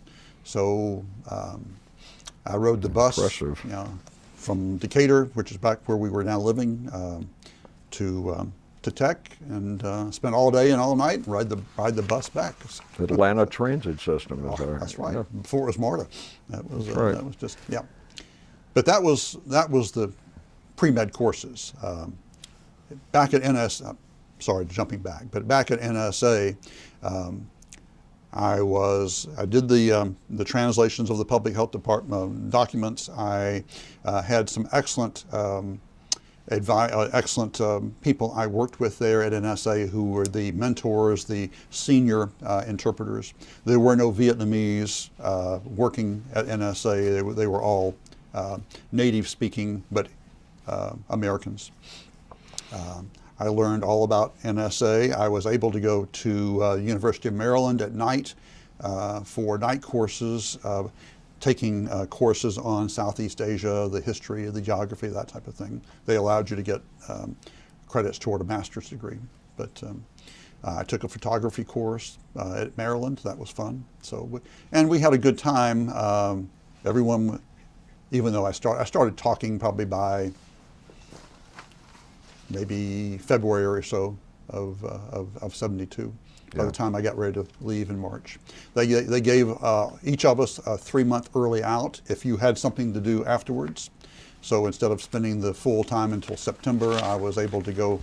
I think it was a 6-month early out actually. So I got out in, I believe it was either March or April of 72, and so we moved back to Decatur. My wife got a teaching job in DeKalb County after having finished her course down in St. Petersburg. And she was supportive of your going back to school? And she was. She was willing to put me through medical school. So did you go to medical school at Emory? I did. So after completing all the, interestingly, I was only in the first 3 or 4 weeks of my courses at Georgia Tech when I had to take the MedCat, the admissions test for medical school. But luckily, I remembered some of my science from high school biology and high school physics, and they covered it very well at Georgia Tech within the first few weeks. So I guess I did well enough on, I don't know what I scored, but I guess I did well enough on the MedCat to qualify at Emory. But I was 6 years older now than most of my classmates at Emory. There was one other fellow who had been in the Army. He had been in as a draftee. He was 3 years older. And Maggie Merman, who was an internist here in Atlanta, just retired last year, who was, because our names were right together we did everything together for 4 years at Emory. She was a year older than I am, but she had been a mother and worked in a different career also. So, but I was much older and much more mature than most of the medical Makes school a big students. difference. Yeah. I went to law school at 35, I know what you're talking about. Yeah. And by the way, nobody ever asked me where I finished in my class. Anybody that ever hired me never asked me where I was in my law school class. So you went to medical school, graduated from medical school, then did you do a residency, specialization? I went to medical school. I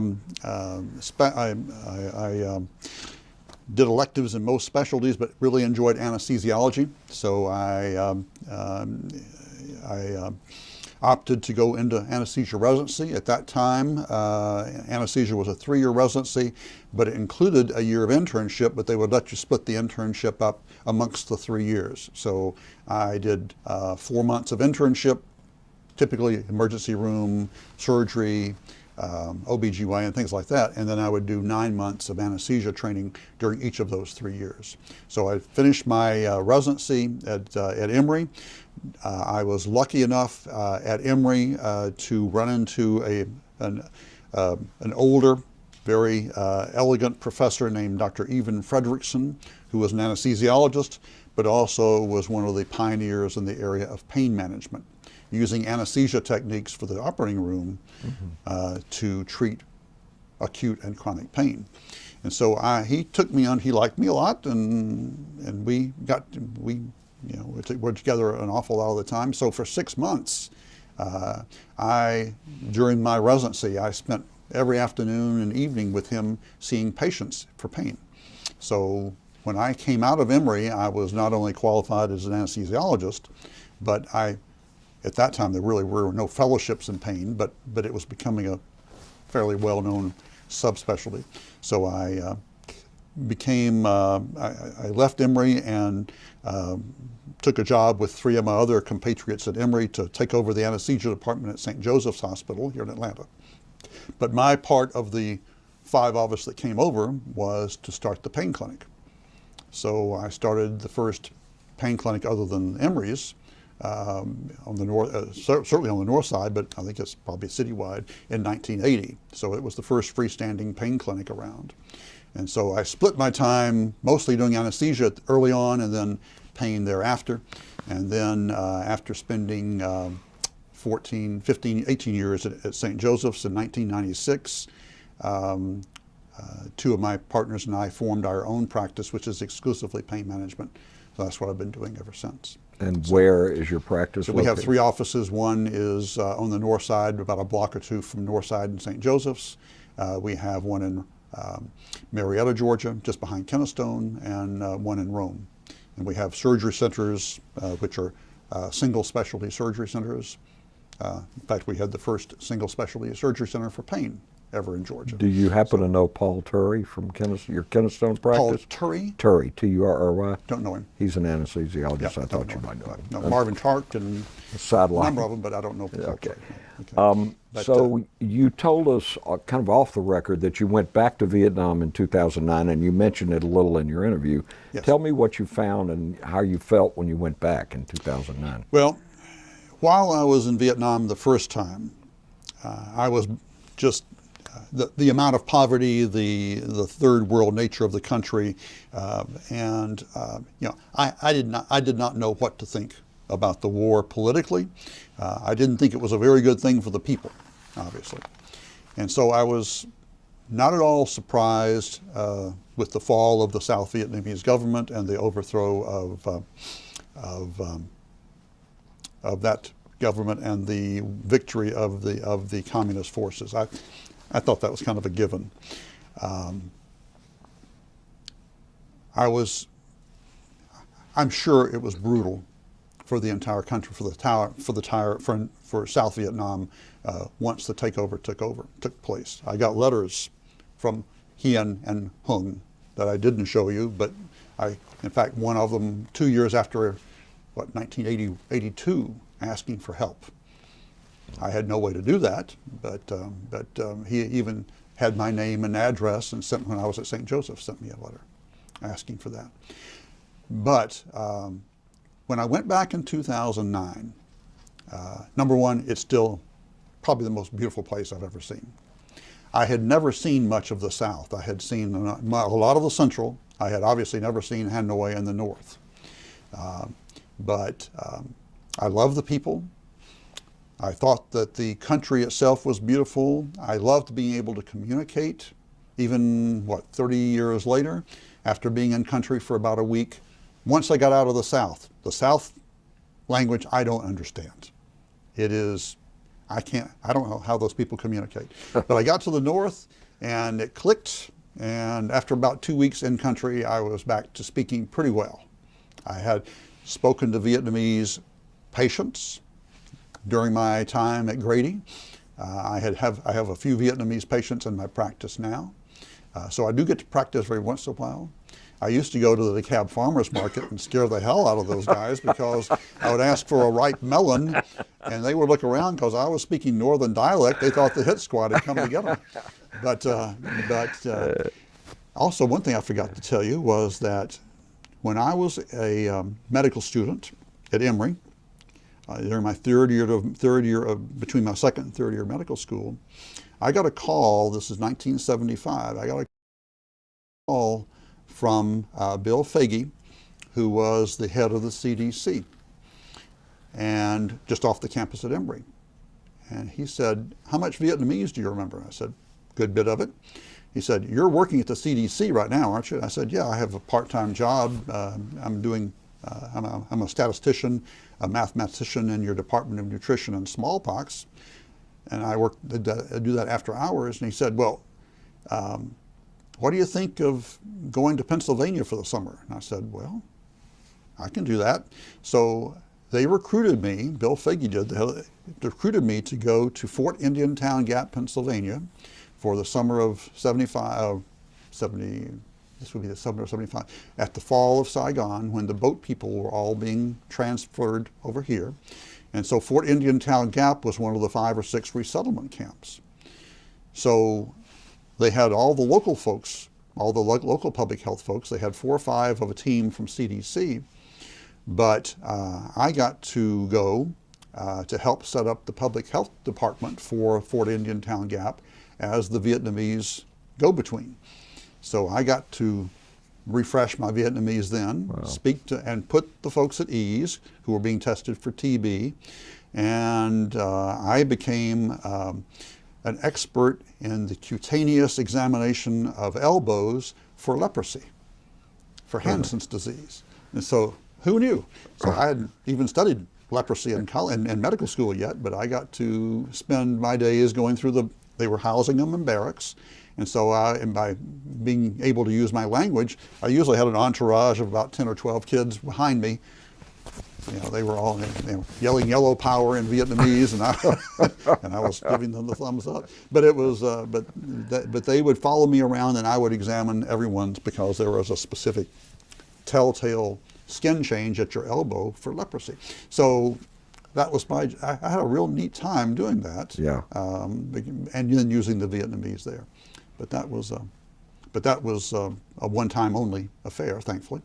So they were able to disperse and get the. So you have brought back, you brought with you today a good many memorabilia items and photographs, and tell us a little bit about Let me tell you about these. This is what the books look like that I was given to learn Vietnamese. This is volume 1. It probably had a cover just like this originally. But these are the Defense Language Institute Department of Defense booklets for the Vietnamese language course. And what is inside are, as I said, what we would do would have, each day we would do a recitation. You would have a conversation. One guy would be Ling, the other guy would be Hong. And so you would get up in front of your class, and the two of you would carry on your conversation, and your vocabulary words for the day would be on the day would be here. So you had about 15 to 20, maybe 30 vocabulary words to learn that day. And then you would use them in a meaningful way, and to learn to listen, to learn to speak, to get your ear. And because this is a tonal language, it's a very ancient Chinese derivative, I presume. Luckily, it was the only one that was written in a Romanized or Westernized alphabet, due to the benefit of having a Jesuit, I think he was Jesuit, a priest named Nino Ricci, come to this part of Indochina back in the 1600s. And he said, well, I can't understand your calligraphy, but I can write it down orally or phonetically. So Vietnamese was easier to learn because we have it written in our alphabet, and we have little marks above each word, and that tells you whether the tone is up, down. So you have like one word, like ma, you go ma, ma, ma, ma, ma, ma. And that all those tones mean a completely different thing. No wonder nobody ever understood. Well, it takes about 6 months for your ear to start picking it up. But after that, it's a fairly simple, there's no conjugation of verbs. The sentence structure is, who cares? It's not like an English or a Western-based or a Latin-based language, but once you get the ear for it, and once you get some vocabulary, it's actually fairly. Now, I'll tell you, listening on the other end of headphones without written words in front of you and trying to figure out what they're saying is a different animal. But this was, sure. but you get pretty good at it. And after a year of doing it, on one occasion, I even went on radio with some Viet Cong fellow in the field, trying to divert him. But I don't know how good my language was, but So you spoke to him in North Vietnamese dialect. He had said I was good enough to do that, so I did it. so I don't know if it worked, and he immediately shut it off. So he obviously may still be out there. You may have left him out there. Because he wasn't expecting a retort from some other Anyway, then I've got the book that we've already seen. In 1996, a good friend of ours, James W. Hall, my wife and I, who went to college with both of us, and he was an English major like my wife was. I knew him from the athletic field, but I didn't know him from studies. Jim is a creative writing professor at Lee Florida International. He came to do a reading of one of his new novels in Atlanta. And so we saw that in the paper, and we hadn't seen him in 20 years, so we said, let's go listen. So we listened to him read. My wife asked a very telling question, and he said, Gail, is that you? She said, yeah. So he came and sat with us after his talk, and we got to know each other. And he became extremely interested in what I was doing now in the area of pain management. We had just formed our new group, and so he said, would you mind if I use what you're doing as kind of a background for my next novel? I said, well, sure, come ahead. So he came and spent a week with me, interviewing patients with their permission and watching what I did injection-wise and medication-wise. And so he took notes and had all the interviews. And so for the next year, he wrote a novel. And my wife said, after he had left, before the novel was written and before it came out, she said, you do know you're going to be the villain. I said, oh, he wouldn't do that to me. There's no And so, as it turns out, it's about a Vietnam veteran doctor gone bad, pain doctor gone bad. So he writes crime novels from Florida. So anyway, so he wrote a book. So I assume you don't speak to him anymore. Oh yeah, we speak to him. But in fact, but he dedicated the book to my wife and I. So anyway, nice. It's called Red Sky at Night. It was published in 1997. His name is James James Hall. W. Hall. It was the People Magazine Beach Book of the Month in August of '97. So and it does have a pain practitioner doing what I was doing, implanting devices in people's spines for pain as one of the main parts of the book. But I am the villain. Yeah. You are the I'm villain. the villain. And I didn't know that, but my wife We'll said. watch you more closely now for the rest of the interview, now that we know you're a villain. Oh, right. Well, thank you. But I didn't realize that my wife said he did not like me going with her when we were in college. So I guess that was his comeback. Okay. So it looks like Okay. you also have some letters that These are letters that I recognize the yeah, these were airmail letters that actually. envelopes you This bought is it. from Chan Van Hun. This is the one with the very dour. He was a very serious guy. Hien was always cutting up. Hung was just the opposite, but together they were an incredible team.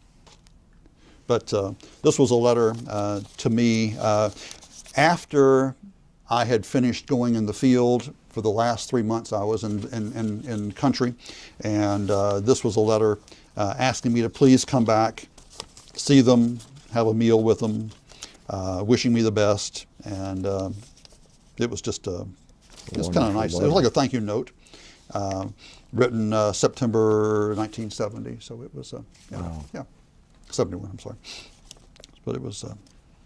I've got a couple of those. I've got this. You asked me if I had ever interrogated anyone. Uh-huh. I never interrogated anyone. I never spoke to a live person except via radio. Except for the one guy that Except for the one guy via radio. rechanneled. But I never, but I was asked to come down to, again, LZ, Landing Zone Uplift, to the Military Intelligence Unit to see if I could make anything out of some materials that they had taken off a prisoner. And what was in his pack were some cards of some of the very beautiful Vietnamese women in owl's eyes, long skirts, on a bridge in Hue. And he had a couple of other, these are just postcards taken probably from Hue, which is probably where he had his last R&R before coming down the path to Quy Nhon. This was a Had he been North killed, or was Vietnamese. he captured? Beg pardon? Hidden. These were in his backpack when he was captured. He was captured. I never saw Okay. him. Okay. I don't know what happened to him. Okay. But they were asking if these were of any help or any because no one read or spoke I Vietnamese. understand. This was a North Vietnamese stamp that he had in his pack, in his wallet. With the yellow star. With the star. And this was a pen and ink drawing. I presume his name was Thai, because he signed it, of a lotus, which I've saved, a butterfly, a lotus, and so that's as a Vietnamese for a lotus flower. So, Wow. so those have continued on. I brought my DD form just in case you didn't believe what I was saying. So you don't need that. And I brought in, what was it, 7 or 8 years ago? It was 2011, so 6 years ago.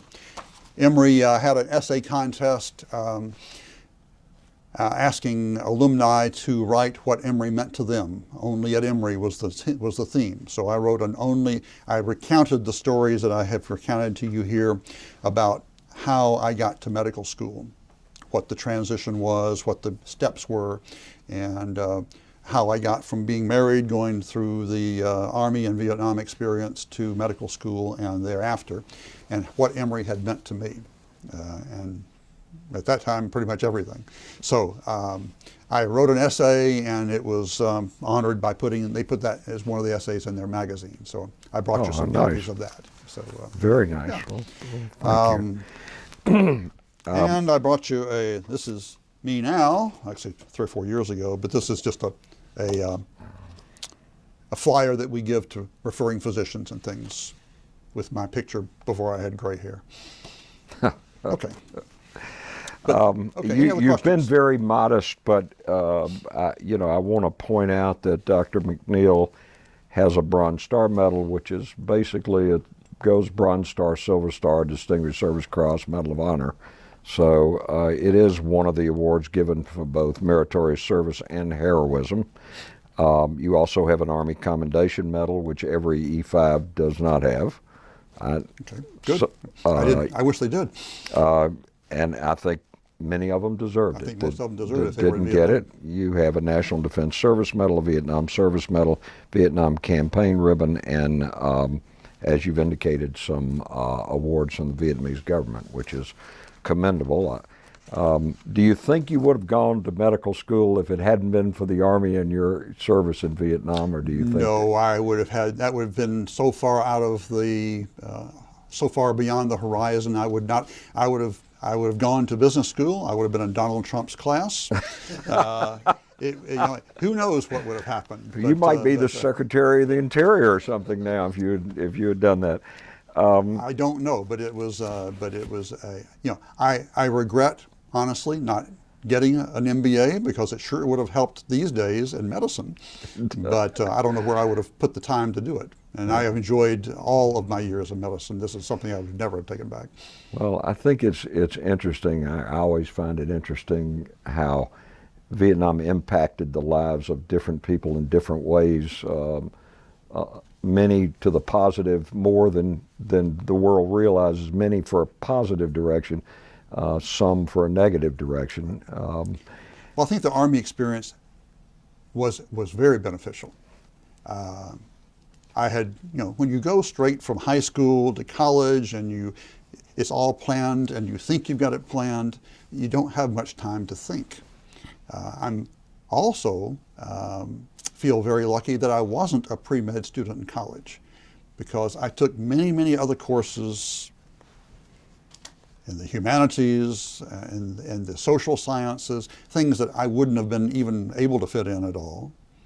I didn't have the pressure of having to make the grades that a lot of the folks, especially our age, had to do to get into medical school.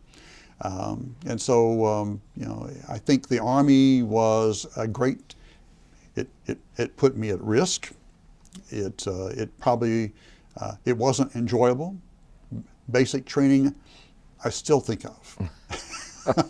More so than Vietnam. Basic training scared the hell out of me.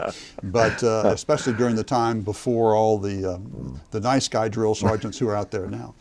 But it was, but it gave me time to think, and I'm forever grateful that I had that time. Just looking back, your experience, and you've done a beautiful job just then of sort of summarizing, but the war itself, do you have any thoughts or feelings you'd like to share with us in retrospect about the war and your service relating to the war? I'm not someone who demonstrates, but I am someone who was appalled at our being there. It was, as I said to Bill Davis when we landed, this is the lowest point in my life. Mm-hmm. And it probably was.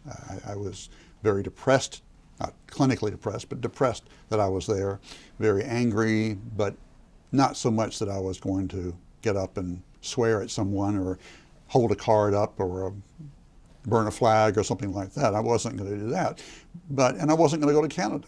You know, I love this country, and I thought it was my duty to do what the country said to do, but it wasn't what I would have chosen to do. And if I had had any way to avoid it, as I tried to avoid it as best I could. So I don't hold a grudge about anybody who tried in other ways to avoid going to Vietnam. If I could have, I would have, but it wasn't to be. Well, as a Vietnam veteran, I'll say to you, welcome home. Thank you for your service. Joe, do you have anything you wanted to ask that I may not have asked, or Sue? I want to thank you for your service also. Well, thank you, and for yours too. I just have one quick question. Go ahead. You mentioned that you got a letter from one of the South Vietnamese gentlemen that you work with your counterparts. Yes. Did you ever find out what happened to the two of them? The letter that I received in '82, I believe it was, when I was at St. Joseph's, was from Hien. I didn't know whether they were alive. I had no way of checking. Their names are not uncommon. There are many Tran Van Hoongs and Nguyen Van Hiens. So I don't know where I have all their serial numbers, but when South Vietnam was gone, every evidence of their records was burned, everything, as far as I can tell. There was no, I contacted, before we went, I had contacted even the Vietnamese government asking if there was any way of finding these people. But it may have been why someone came with us on our trip to Quy Nhon. I don't know. But it was, I have not found out. I don't know. But I have their pictures and I have their letters, but I have no idea what's happened to them. Yeah. Is there anything you'd like to add before we? Thank you for doing this. This is fun. This is an exciting thing to do, and I've told you three, and now the camera, lots of stuff that my family's never heard. Well, you will get a CD or a DVD, I should say. They'll have to wade And through it. they'll have to wade through it. My grandchildren did, and mine ran 2 discs. And one day, one of my granddaughters, who is now 18, she was about 15 at the time, she called me. She said, "Poppy, how long does this thing go on?" I said, "I don't know. You're going to have to watch it to the end to find out." So, but I will tell you how interesting genetics are, though, because, as I said, I took Spanish a little bit in high school. I took German. I was okay. I could speak it, but I wasn't great at it, and I didn't enjoy learning it. Vietnamese, because of the way it was taught, if it had been in any other circumstance, it was enjoyable. It was really kind of fun. And my son, for some reason, we were married 20 years before my wife and I had a child, and he was always China-centric. Wherever we would go, travels, no matter where it was, what city, wherever we went, we would always end up in Chinatown. He always had to do martial arts. He had to have, if he was sick, we would take him to a Chinese restaurant. He was immediately cured. Well, as he grew up, he went back to Eckerd College, which is the Florida Presbyterian, which is where my wife and I both went, because it has now become one of the top schools in the country for foreign travel and foreign education. And so he went there specifically to go to China. As it turns out, he spent 3 semesters of his 8 semesters in China. He went on to spend 5 years in China after that, wow, teaching English to Chinese kids. And now he's a native speaker in Mandarin, so he's now back teaching at schools here in Atlanta. He has 3 different schools and has about 30 different tutors. And he has a Chinese wife, and so he speaks Chinese, and that's his whole career. So I don't know, I'm life sure is a circle. The genetics are unusual. Yeah. Well, thank you so much. Thanks very much. Thank you for your service. Oh, glad I've done it. I'm glad it went that way. Thank you very much. And we, at this point, we were ending. We're good. Correct? Okay.